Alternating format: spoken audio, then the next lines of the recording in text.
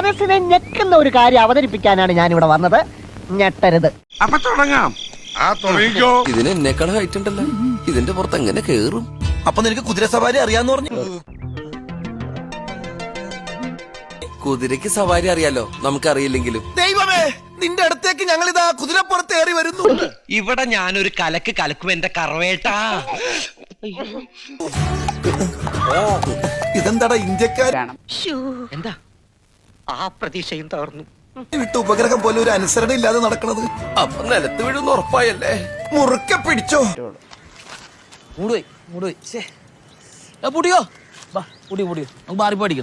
ആരോടാ? എന്നോട് ഞാൻ തന്നെ പറഞ്ഞതാ. ദേ പോണു. ഈ കുതിരേനെ എന്റെ കയ്യിൽ എങ്ങനെ ആയിരിക്കണം? മിനിമം ഒരു 500 ഡൈവേഴ്സ് കഴിഞ്ഞ് പിറ്റേ ദിവസം പെറ്റണിട്ടാണ്. ഭയങ്കരമായ ആള്.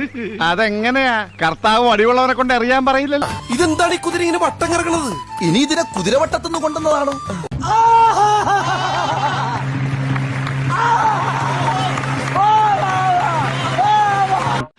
എല്ലാവർക്കും സന്തോഷമായല്ലോ. എനിക്ക് സന്തോഷമായി. എല്ലാവർക്കും പിരിഞ്ഞു പോവാം. ഞാൻ പോകുന്നു. Bye bye.